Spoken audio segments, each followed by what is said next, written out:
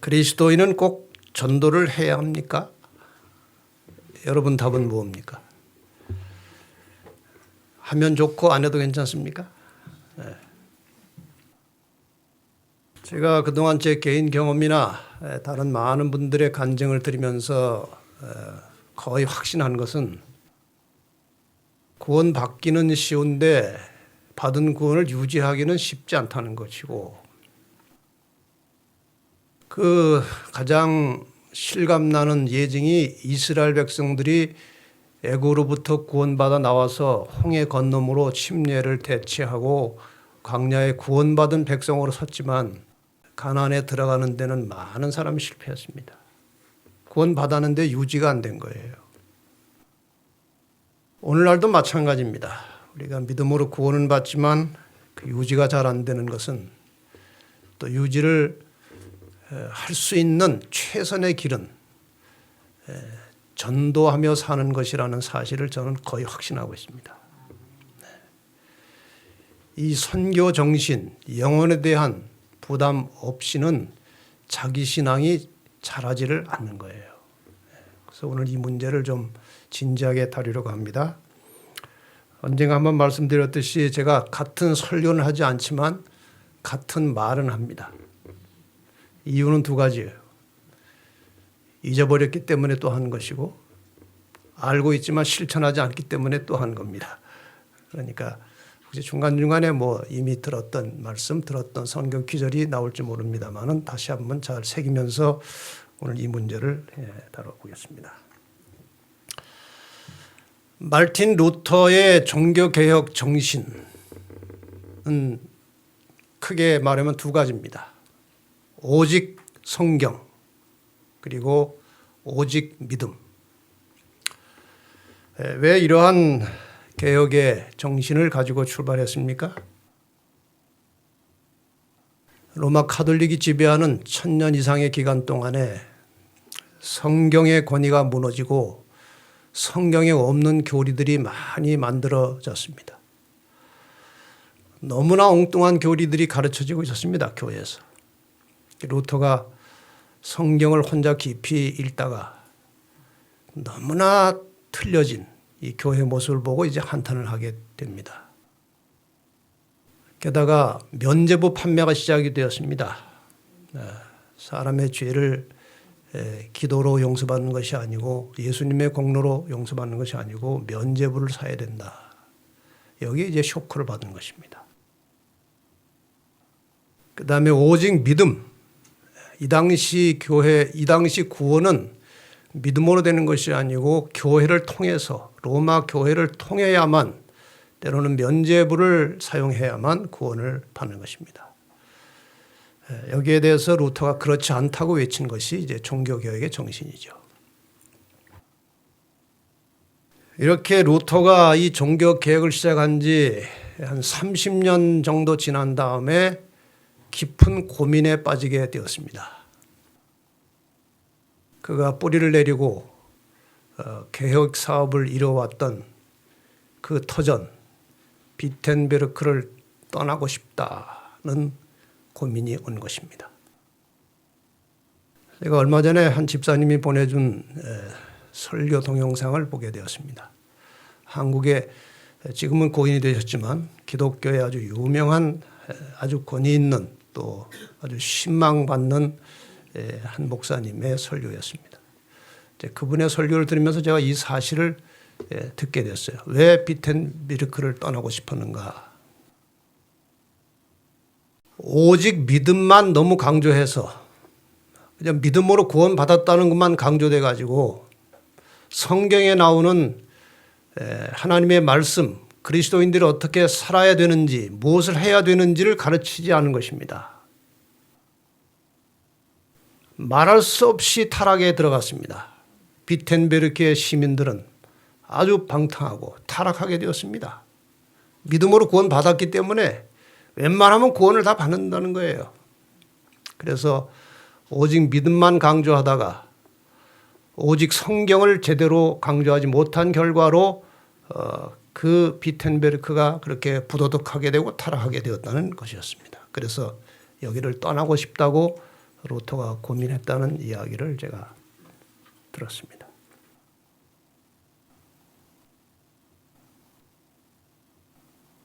물론 우리가 믿음으로 구원받는 건 맞습니다.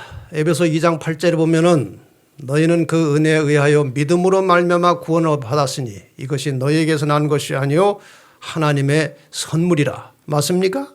네, 맞습니다. 100% 맞는 말씀이에요. 로마서 4장 5절에도 일을 아니할지라도 어떤 행위의 결과가 없는데도 불구하고 경건치 아니한 자를 의롭다 하시는 이 하나님을 믿는 자에게는 그의 믿음을 의로 여기셨다. 맞습니까? 예. 그렇게 해서 우리는 믿음으로 구원을 받고 의롭게 된 것입니다. 이것을 칭의라고 합니다. 로마서 5장 1절에도 그러므로 우리가 믿음으로 의롭다 하심을 받았으니 우리 주 예수 그리스도로 말미암아 하나님과 화평을 누리자. 믿음으로 의롭다 하심을 받았습니다. 다 맞는 말씀이에요. 믿음으로 구원 받았습니다. 구원 받는 일에 있어서 인간의 행위는 아무런 가치가 없는 것입니다. 그런데 믿음으로 구원받은 그리스도인은 어떻게 살아야 하는가? 이제 그 다음에 문제가 나오는 것입니다. 어떻게 살아야 되느냐 하는 거예요. 성경에는 믿음으로 구원받는 말씀보다 믿음으로 구원받은 그리스도인들이 어떻게 무슨 마음으로 살아야 하는지에 대한 말씀이 훨씬 많고 다양합니다.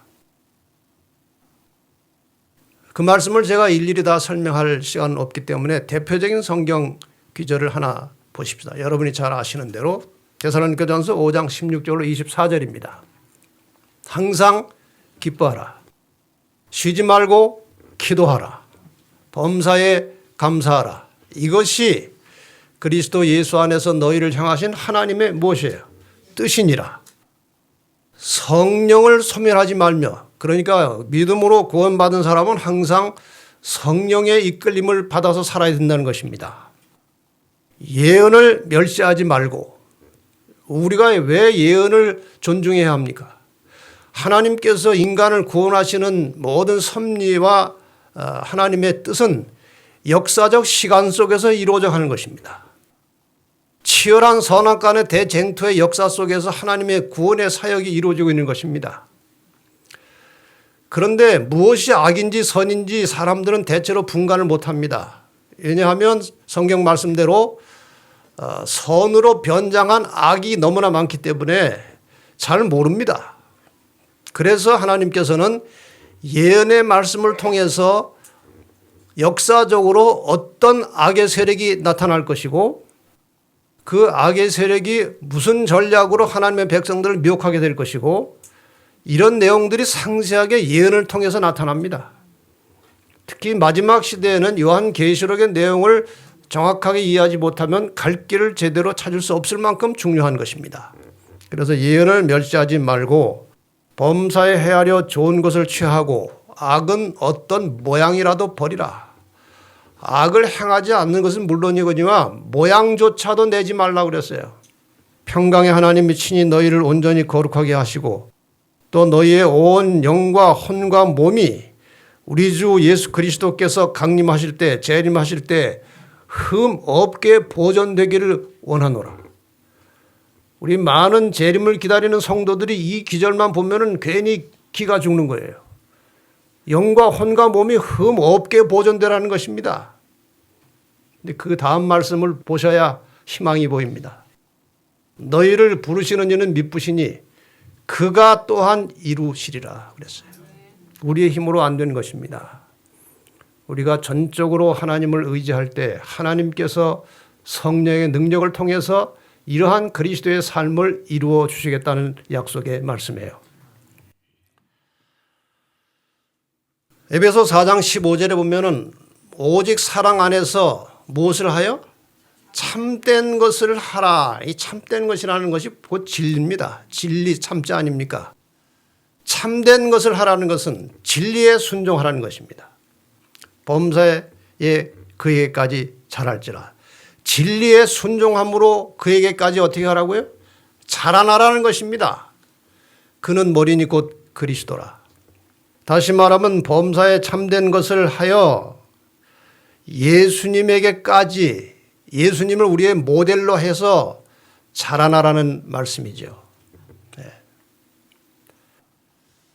제가 꽤 오래전에 한 설교를 했을 때 제목이 목숨을 걸 만한 두 가지 가치라는 제목으로 설교를 한 적이 있습니다. 그 두 가치에 대해서 혹시 기억하십니까?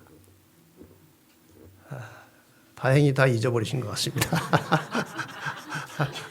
그래서 같은 말을 또 하는 거예요. 그 두 가치는 품성의 변화와 복음 전도였습니다. 여기에 우리의 목숨을 걸 만한 가치가 있다는 그런 말씀이었습니다. 그리스도에게까지 자라나는 것이 곧 품성의 변화고, 그 품성의 변화를 위해서 필수적으로 반드시 실천하고 살아야 될 것이 복음을 전하는 것이기 때문에 뗄 수 없는 관계가 있다는 것이죠. 자, 예수님에게까지 자라야 되는데 예수님이 어떤 분이신가?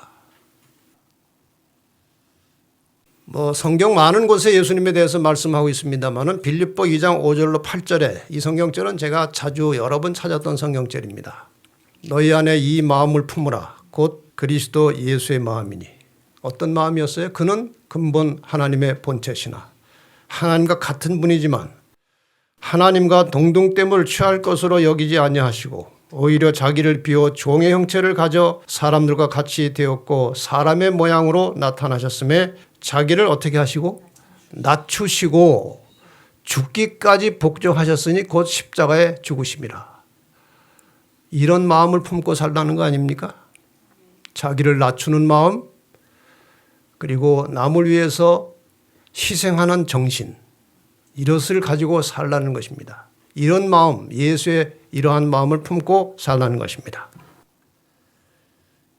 그래서 이 예수의 마음을 우리가 기초로 해서 예수를 믿고 구원받은 증거가 무엇인지를 몇 가지 구체적으로 정리해 보면 이런 것입니다. 예수 믿고 구원받은 증거 중에 첫 번째 중요한 것은 예수의 마음을 품는 것입니다. 방금 드린 그런 말씀이에요. 자신을 낮추어 남을 섬기는 것입니다. 남을 위하여 자신을 희생하는 것입니다. 다른 사람의 유익과 행복을 위하여 자신을 헌신하며 사는 것입니다. 더 나아가서 자신의 희생과 헌신을 통해서 다른 사람이 행복해 할 때에 자기도 행복감을 느끼는 것입니다. 이것이 구원받은 증거라고 그랬어요. 그리고 다른 사람을 구원하기 위해서 사는 것입니다. 이것이 구원을 받은 증거입니다. 다시 말하면 구원받기 전에는 자기 중심으로 살았지만 구원받은 후에는 다른 사람 중심으로 살라는 것이 성경의 메시지예요.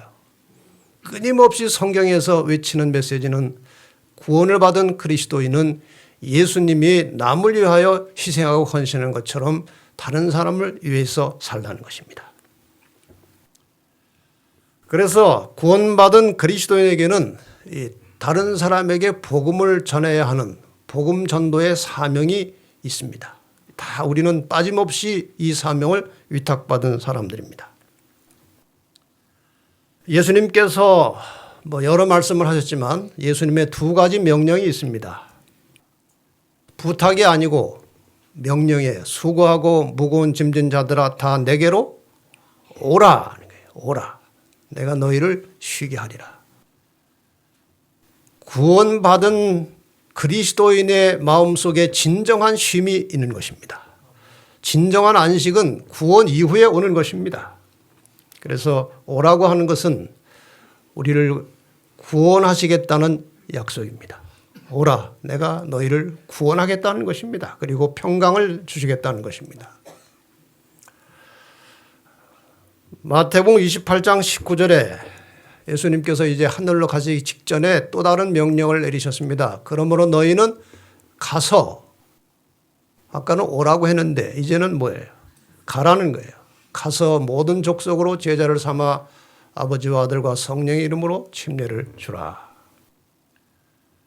가라는 명령 속에는 우리에게 선교적 사명을 부여하신 것입니다. 이게 예수님의 명령입니다.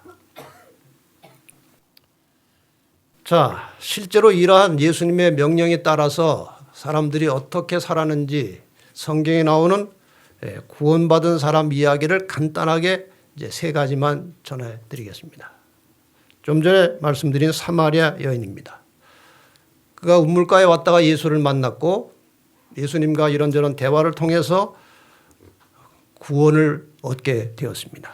메시아를 발견하게 되었습니다. 그분을 구주로 영접하게 되었습니다. 구원받았습니다. 그 다음에 어떻게 했습니까? 요한복음 4장 28절로 30절에 여자가 물동이를 내팽개치고 이 말이에요. 물길러 왔어요, 이 여인은 지금. 근데 이거 생활이 지금 문제가 아니고 물동이는 버려두고 동네에 들어가서 아까 예수님께서 너희는 가서라고 그랬잖아요. 가서. 동네에 들어가서 사람들에게 이르되 나의 행한 모든 일을 내게 말한 사람을 와 보라. 와 보라. 이는 그리스도가 아니냐 하니 저희가 동네에서 나와 예수께로 오더라. 이 여인은 갔어요. 이 여인의 말을 듣고 사람들이 구원받으러 왔어요. 이 여인은 전도할 수 있는, 겉으로 볼 때 전도할 수 있는 그런 상황이 아닙니다. 그 동네에서 볼 때 아주 이상한 여자예요. 거의 동네 사람들하고 말도 하지 않고 그리고 과거가 있는 그런 여자였습니다만은 구원받고 나니까 그런 거 저런 거 다 잊어버리고 너무나 기쁘고 행복한 마음으로 동네에 뛰어들어가서 담대하게 복음을 전하는 장면입니다. 예수님께서 한 곳에 도착하셨을 때 귀신 들린 사람이 나왔습니다. 거라사라는 곳이죠. 여러분이 잘 아시는 대로. 이 귀신 들린 사람이 이제 예수님을 만나면서 벌벌 떨었습니다. 그 속에 사탄이 들어있거든요. 사탄은 예수님을 아주 두려워합니다. 그래서 벌벌 떨었어요. 예수님께서 이 광인의 귀신 들린 상태를 보시고 귀신을 내쫓아 주시고 온전한 사람이 되었습니다. 구원을 받은 것입니다. 예수님께서 누가복음 8장 38절 39절에 귀신 들렸던 사람이 귀신이 나간 다음에 예수님을 좀 쫓아다니기를 원했어요. 함께 있기를 구하였으나 예수께서 저를 어떻게 했어요? 보내시며 가라사대 집으로 가라는 거예요. 하나님이 내게 어떻게 큰일 행하신 것을 일일이 고하라 하시니 저가 어떻게 했어요? 가서 예수께서 자기에게 어떻게 큰일 행하신 것을 온 성내에 전파하니라. 구원받은 후에 즉시 뭐 했어요? 전도했어요. 전파하니라. 그러니까 전도는 교회 오래 다닌 노련한 그리스도인들만 하는 게 아니고 구원받은 초신자부터 전도를 해야 전도가 몸에 익숙해지고 습관이 되어서 그게 자기의 품성이 된다는 말씀이죠. 세 번째, 소경 두 사람이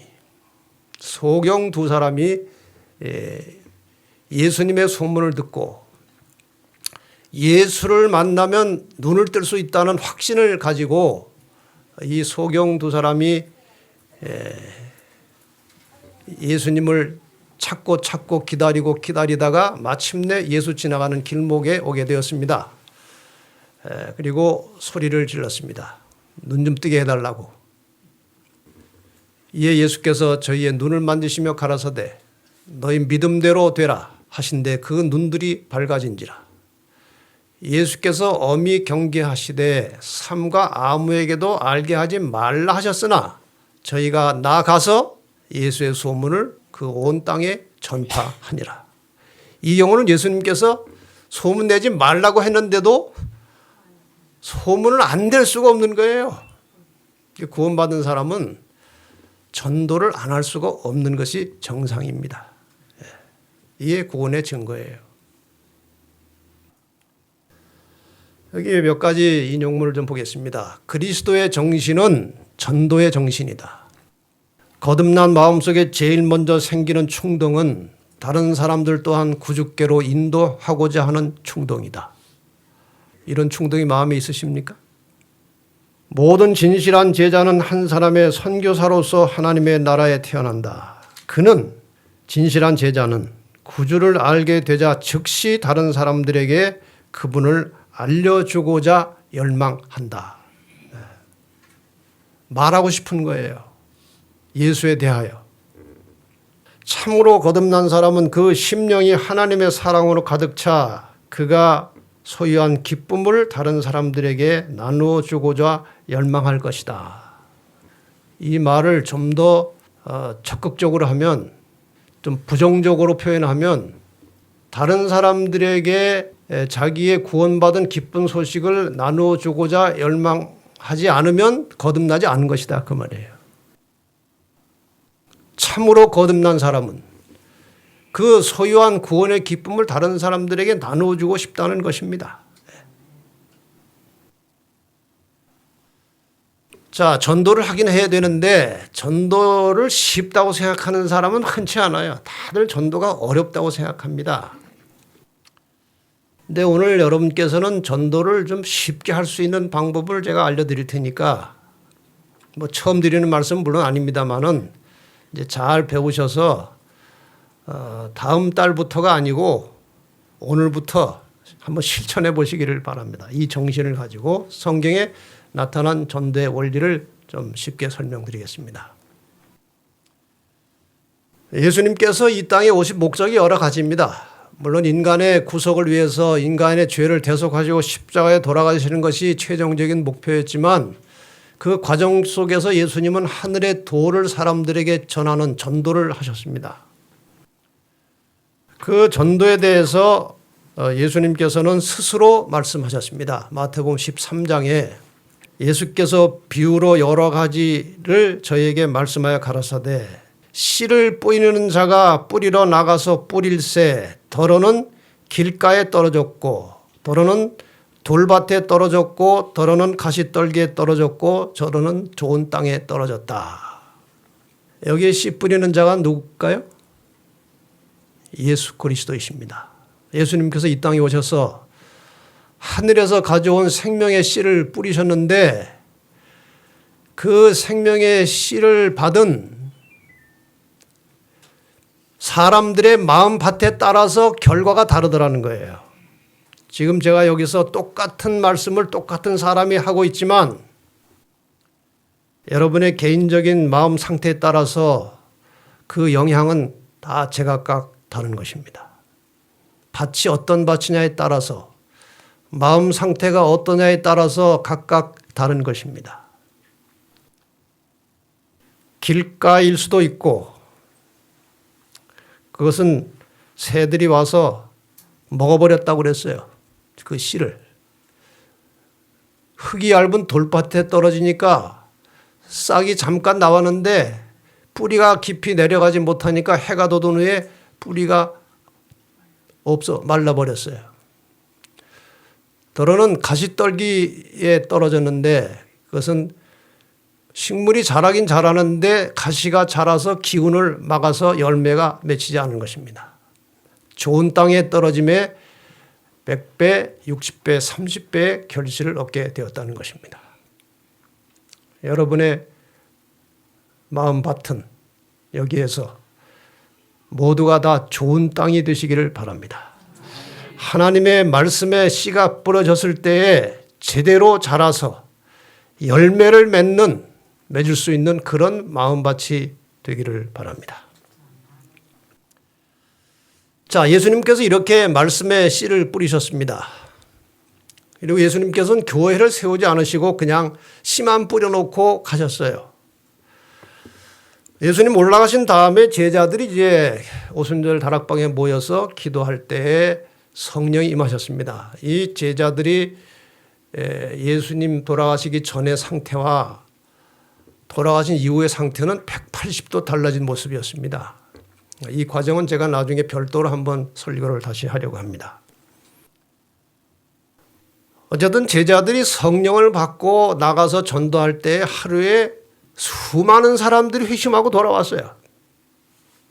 사도행전 2장 40절 41절에 보면 제자들이 또 여러 말로 확증하며 권하여 가로되 너희가 이 패역한 세대에서 구원을 받으라 하니 그 말을 받는 사람들은 침례를 받음에 이날에 제자의 수가 3,000이나 더하더라.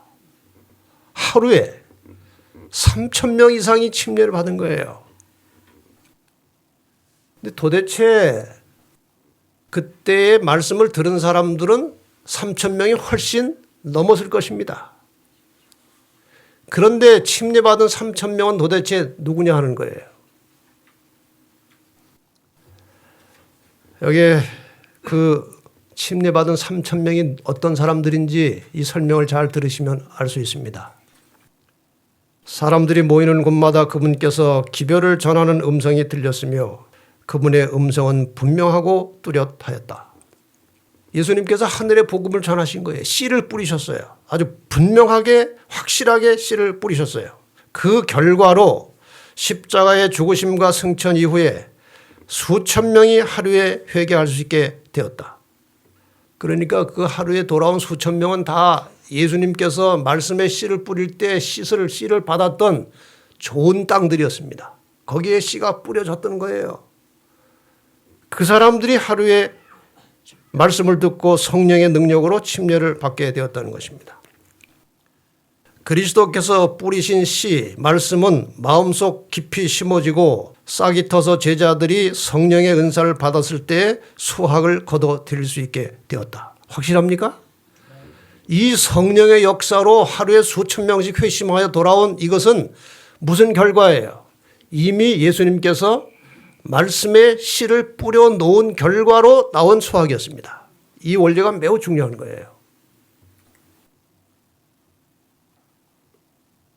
자, 이 복음의 씨 뿌리기와 구속 사업의 완성의 관계를 우리가 한번 이런 도표로 설명할 수 있습니다. 예수님께서 씨를 뿌리셨습니다. 그 다음에 성령 충만한 제자들이 능력으로 외쳤을 때 수많은 추수가 이루어졌습니다. 이렇게 해서 기독교가 설립된 것입니다.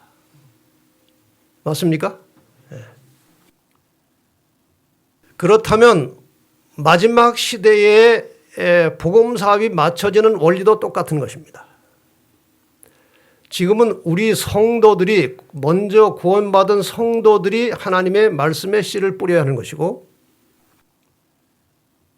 나중에 끝까지 하나님 앞에 순결하게 그의 계명 속에서 진실하게 살던 남은 자손들에게 성령이 충만하게 임하게 될 것이고 거기에서 다시 큰 추수가 일어나게 될 것입니다. 이렇게 되면 구속 사업이 완성되는 것입니다.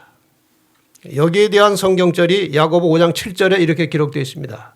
그러므로 형제들아 주의 강림하시기까지 길이 어떻게 하라고요? 참으라. 보라 농부가 땅에서 나는 귀한 열매를 바라고 길이 참아 이른 비와 늦은 비를 기다리나니.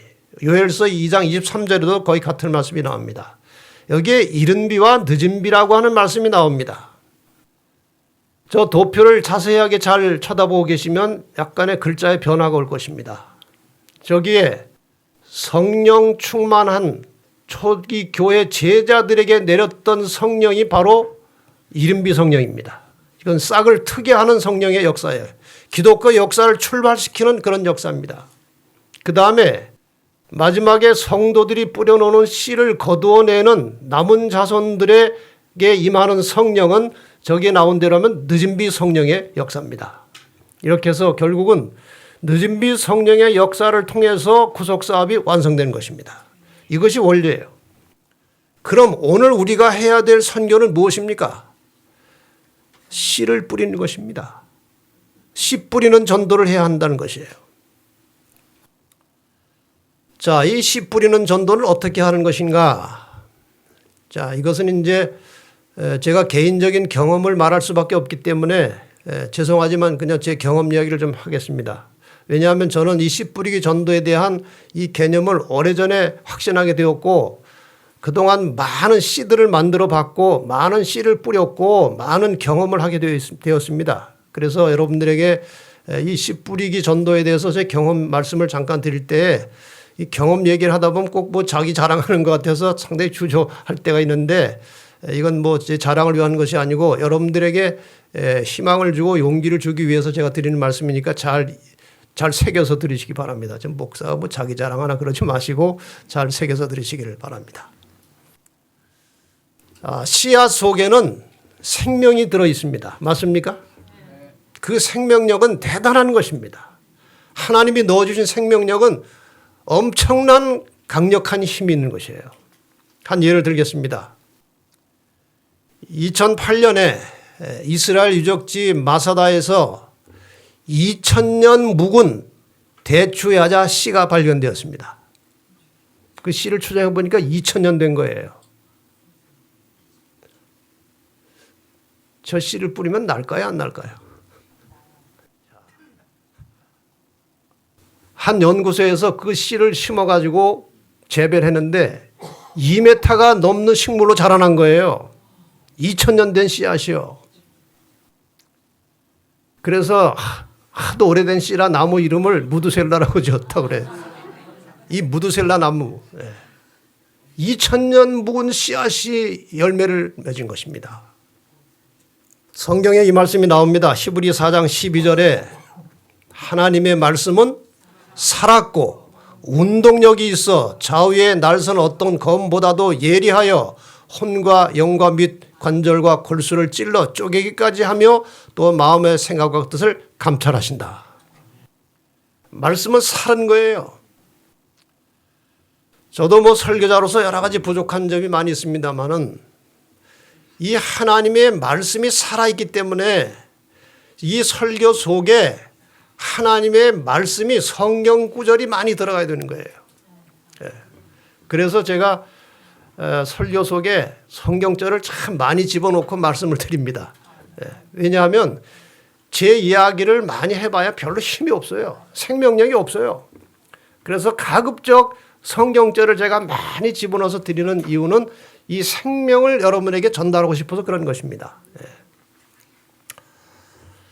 자, 그래서 이 생명이 있는 씨를 제가 오래전부터 이제 테이프로도 만들고 소책자로도 만들고 뭐 DVD도 만들고 여러 가지 방법으로 이 씨를 만든 것입니다.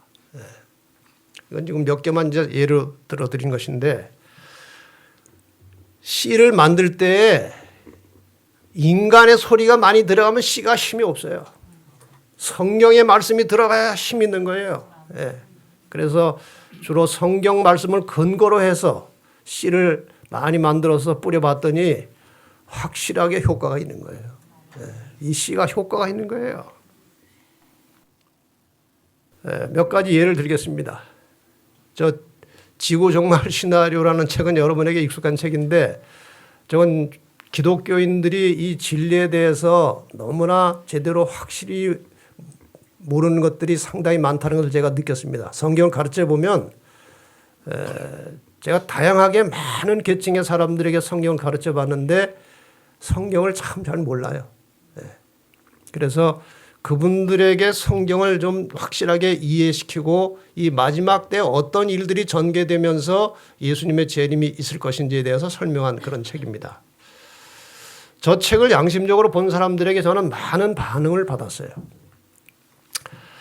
한 분은 이제 대구에서 제가 뭐 만난 것은 아니고 누구에게 소개를 받았는데 불교인이었는데 장로교로 갔다가 진리를 자꾸 찾다가 이 인터넷에서 진리바다를 보게 되었고 그 속에 들어가서 공부를 하면서 이 재림교회가 확실한 진리를 가지고 있다고 확신을 하면서 자기 발로 교회 찾아와서 공부하고 침례받은 그런 특별한 케이스입니다. 이분의 전화번호를 제가 받아가지고 와서 전화를 한 다음에 저 책을 하나 보냈어요. 보진 못했지만 책을 하나 보냈습니다. 그분 남편은 의사인데 장로교의 장로였습니다. 그리고 부인이 재림교로 간 것에 대해서 아주 못마땅하게 생각하는 그런 상황이었어요. 근데 사람이 워낙 호인이라 그냥 자기 개인의 신앙을 존중해 주는 그런 상태였습니다. 그분이 책이 왔는데 이 책을 그 남편이 보더니 그 책 내가 한번 먼저 봐야 되겠다 그러더래요. 그래가지고 3번을 내리 읽더랍니다. 3번을. 3번 읽고 나서 나 침례받아야 되겠네. 그리고 자기 발로 천안의 한 교회에 가서 침례를 받은 거예요. 그 이야기예요. 그리고 연락이 왔어요. 장로교의 교인인 우리 남편이 지구정말 책을 3번 읽고 바로 교회 가서 침례받았어요. 연락이 온 거예요. 이게 씨앗에 생명이 있기 때문에 그런 거예요. 이건 또 다른 케이스입니다. 이건 광주에 사는 이제 암흑의 장로교인인데, 이거 뭐 제 개인 경험이기 때문에 뭐 불가피하게 그 이야기가 나올 수밖에 없어요. 이분도 진리를 찾다가 또 진리바다를 소개해줘가지고 그 속에 들어가서 많은 공부를 하면서 여기가 진리라는 사실은 알고 있었지만 교회는 그냥 자기 교회를 다니고 있었습니다. 근데 이 책을 본 거예요. 그 다음에 저에게 연락이 왔습니다.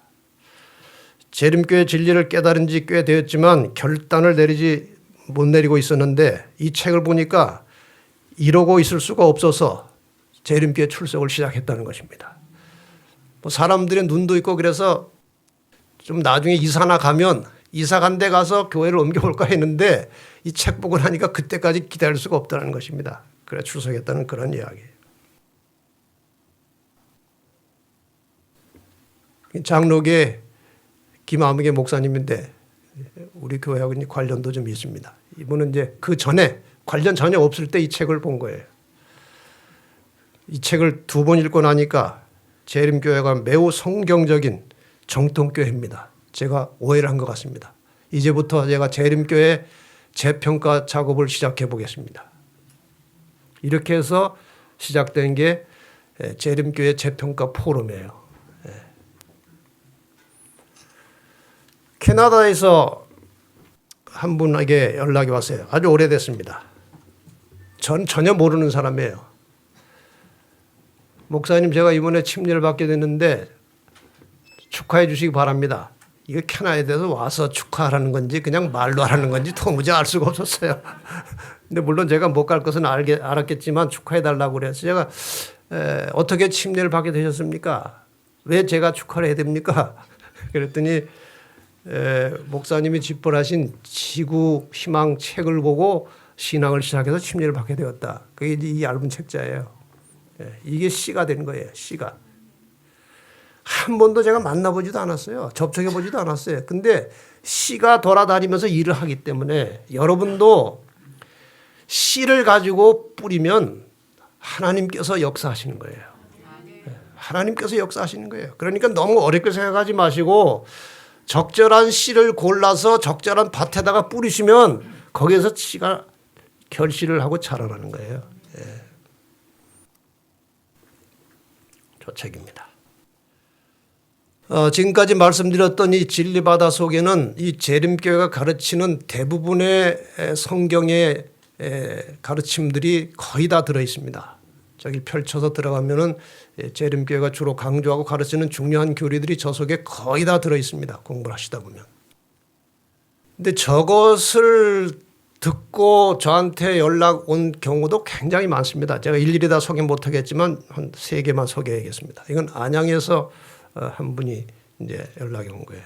진리바다에서 진리를 공부하고 나니까 20년 다니던 이 기독교회 주일 예배에 더 이상 나갈 수가 없겠더라고요. 숱한 고난과 고통을 경험하고 거기 나오면서 지금은 안양입니다. 안양 재림교회 출석하고 있습니다. 아들도 이제 교회 출석합니다. 너무나 행복합니다. 몇 년 전에 받은 것인데 제가 몇 주 전에 안양에 갔었는데 여선교 회장이 돼가지고 열심히 전도하고 그 아들도 아주 청년 활동을 잘합니다. 그 씨가 바꾸는 거예요. 인천의 김아무개 이분은 제가 집회 중에 만났는데 저에게 이렇게 얘기를 했어요. 오래전에 재림교회 출석하다가 신앙생활을 포기한 지 여러 해가 지나던 중 우연히 진리바다에 들어와서 말씀을 들으면서 신앙을 회복하여 다시 신실한 교인이 되었습니다. 회복하는 일도 있고. 이건 미국의 볼티모어에 사는 한 나이 많으신 어르신입니다. 어린 시절부터 시작하여 장로교 70년을 다녔는데 성경 지식이 별로 없는 상태였습니다. 이런저런 경로를 통해서 목사님의 진리바다에 들어가서 공부를 하게 되었는데 과거 70년이 후회스럽고 이제야 진리를 제대로 깨닫고 지금은 아내와 함께 미국 어느 교회에 출석하고 있습니다. 이분은 저한테 이메일을 많이 보냈어요. 자기의 경험을 간증하는 말씀을. 아주 감동적인 말씀을 제가 많이 받았어요. 지금 아주 든든한 교인이 된 것입니다. 제가 그동안 많은 전도인들의 간증을 들어봤습니다. 간증을 들으면서 4가지 공통점을 발견하게 되었어요. 첫째, 사람에 대해서, 영혼에 대해서 관심이 있는 사람들이에요.